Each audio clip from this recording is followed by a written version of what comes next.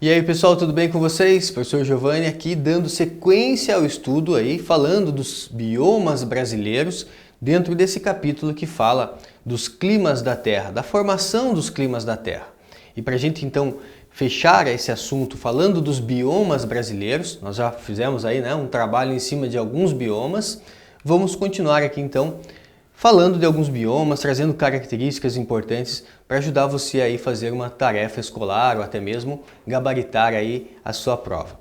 Com relação ainda aos biomas brasileiros, nós temos a Caatinga, ou Caatinga significa Mata Branca. Por que Mata Branca? Por conta que é o nosso semiárido brasileiro. Nós temos aqui uma vegetação bem adaptada. É importante destacar, às vezes fala do semiárido brasileiro, a gente pensa que não tem uma diversidade interessante, mas nós encontramos uma diversidade tanto de plantas importantes aqui na Caatinga, quanto também uma diversidade de seres vivos, de animais, então que se adaptam bem aí nesse bioma. A Caatinga, então, é o único bioma exclusivamente brasileiro. Isso eu gostaria que você anotasse. É o único bioma que é exclusivo aqui em relação ao nosso território. Agora, toma cuidado, porque se alguma questão falar que a Caatinga ela é exclusivo da região Nordeste, daí está errado. Esse bioma fica principalmente na região Nordeste. A sua área mais considerável fica na região Nordeste, mas não é exclusivo da região Nordeste, é exclusivo do Brasil, Um bioma exclusivo, exclusivamente brasileiro. Aqui a gente observa nesse gráfico que mostra para a gente a questão da temperatura média, uma temperatura média em torno de 27,4 graus. E nós temos aqui a questão da umidade. Esse gráfico que mostra para a gente as colunas aqui mostra a questão da umidade. Então perceba que nós temos uma baixa precipitação. Geralmente ali em maio, abril, que geralmente tem um período maior de chuva. Mas mesmo assim, comparado a uma floresta amazônica, comparado à Mata Atlântica, tem uma precipitação bem baixa. E aí quando a gente vai lá para setembro, agosto, setembro, outubro, não chove nada. Veja, então é um período de seca mesmo, praticamente não chove nada aqui. Então é o nosso semiárido brasileiro aí, a Caatinga. Mas lembre-se que tem a questão de uma diversidade importante, tanto de plantas quanto de animais. Aqui a gente vai observar, por exemplo, nessa imagem, uma cactácea. Então aqui, por exemplo, a gente vai observar o mandacaru, o xique-xique, plantas que são adaptadas aí a um bioma mais seco, Em que você vai observar as plantas, nesse caso, elas têm adaptações como folhas modificadas em espinhos. Já que tem pouca água no solo, como sobreviver nesse clima mais seco? Aí tem folhas modificadas em espinhos, já que através das folhas, principalmente, que as plantas aí transpiram. Então, se ela tem folhas modificadas em espinhos, isso reduz a taxa de transpiração, isso ajuda a planta a economizar água. Professor, mas se tem espinho, quem faz fotossíntese? Não é a folha. Nesse caso aqui vai ser o próprio caule. Então, o caule verdinho, é um caule que faz fotossíntese. Nós temos aqui a Caatinga, gostaria de comparar aqui dois momentos da Caatinga que chamam a nossa atenção. Uma visão da Caatinga em época de estiagem. Então veja, por que é chamado de Mata Branca? Porque a vegetação não é bem aquele verdinho característico. Então, Mata Branca ou Caatinga. Agora, observe essa imagem. Veja que mudou a paisagem. Então, tem a época de chuva? Tem a época de chuva. Veja que a paisagem muda bastante. Então, nós temos aqui a época da chuva, que é algo mais raro aqui de acontecer, porque é o nosso semiárido. Então, vamos localizar aqui a Caatinga, trazendo também algumas características importantes em relação a esse bioma. A maior parte da região Nordeste, então, fica a Caatinga. A flora tem cactos, como o mandacaru, o xique-xique, são cactáceas aí, E outras plantas são típicos da Caatinga. Fauna inclui cobras, como a cascavel, a jiboia, o gambá, a gralha, o veado catingueiro. Então, são aí características desse bioma, algumas espécies para que você vai entender, que tipo de espécie tem aí, Tem cobra, tem gambá, tem gralha, tem veado catingueiro, característica aqui desse bioma. Então aqui, representando para vocês, mas não é só cacto, tá, gente? Não vai pensar, só tem cactácea. Não, nós encontramos aqui outro tipo de vegetação, mas se ela tiver folhas, também pode acontecer o seguinte, ela pode perder essas folhas na época de estiagem. Então, para diminuir a sua taxa de transpiração, algumas plantas que não são cactáceas, elas podem perder as suas folhas durante esse período para diminuir a perda de água. Outro bioma, nós chegamos aqui então no Pantanal. Pantanal também chamado de charco. O que acontece no Pantanal? Veja que o Pantanal, aqui a gente tem um bioma que ele apresenta uma diversidade principalmente de aves, uma elevada diversidade de aves. Aqui nós temos inundações que são constantes. Então você vê uma vegetação, mas é muito característico aqui a questão das inundações. Então, inundações constantes. O solo é fértil. Então, de outubro a março, nós temos o período das cheias.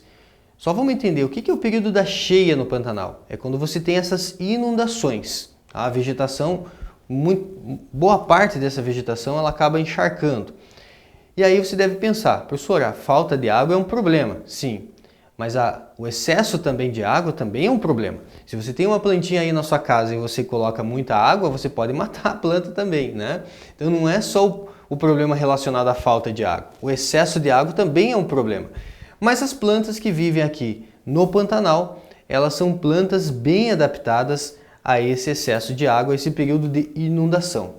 Então, em relação ao Pantanal, a gente destaca ali no período da seca, né, os campos são limpos, mas os lagos são permanentes. Então, o que é uma seca? Quando a gente ouve falar, né, de seca no Pantanal, não quer dizer que não tem água, tipo, não é a mesma seca lá da Caatinga, muito diferente. A seca aqui quer dizer que não tem inundação, né, ou inundações. Os lagos são permanentes, os lagos permanecem aqui, né? Então os rios, os lagos são permanentes, mas a gente chama esse período então que não tem inundação de período de seca.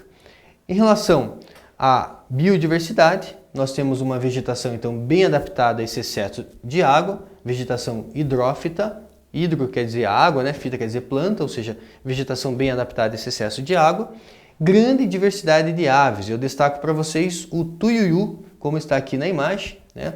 Algumas espécies de gralhas aí, né? Nós temos também em destaque, mas aqui as aves têm uma elevada diversidade em relação às aves, destacando principalmente o tuiuiu. Muitos animais merecem destaque ainda, como o jacaré, a onça pintada, a anta, o tamanduá-bandeira, a capivara. Então aqui eu trago algumas imagens para que você vá se familiarizando com esse bioma. Podemos então, só para que a gente possa fechar, o Pantanal Mato-Grossense, localizado onde? Região centro-oeste do Brasil, engloba parte dos estados do Mato Grosso e Mato Grosso do Sul. Maior planície alagável do planeta. Então veja a questão aqui, né?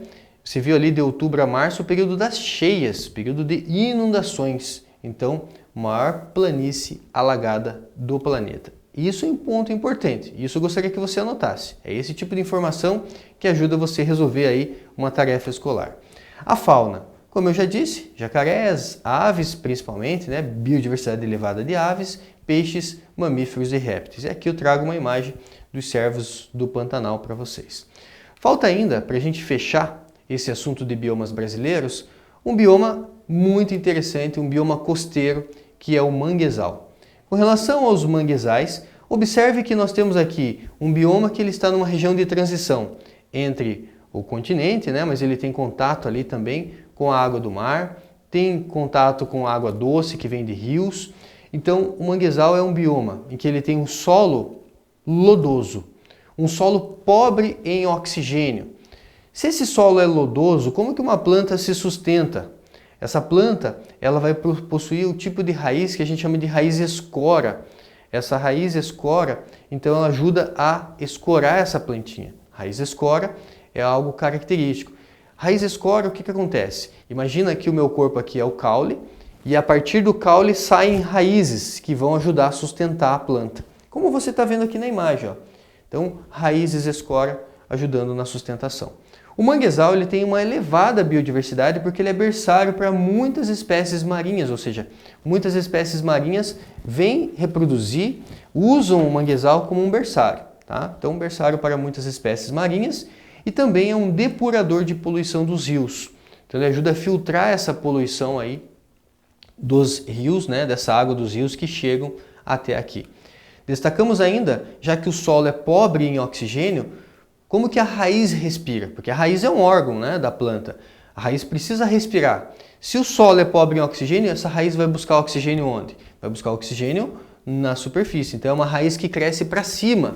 Essa raiz que cresce para cima buscando esse oxigênio, nós chamamos de raízes respiratórias ou pneumatóforo. Tá? Então raiz pneumatóforo ou respiratória, característico aí do manguezal. Aqui a gente pode destacar então uma elevada biodiversidade. Então aí temos aves, né? Temos aqui alguns crustáceos, localizado na costa brasileira, um bioma costeiro, desde o Amapá até Santa Catarina.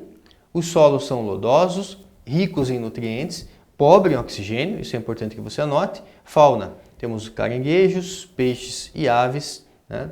E a flora apresenta um pequeno número de espécies de árvores que possuem raízes escoras ou raízes suporte. Então aqui a gente destaca o mangue branco, o mangue vermelho, são espécies de plantas relacionadas à flora aqui do manguezal. Maravilha, gente! Encerramos assim mais uma aula. Tudo de bom para vocês!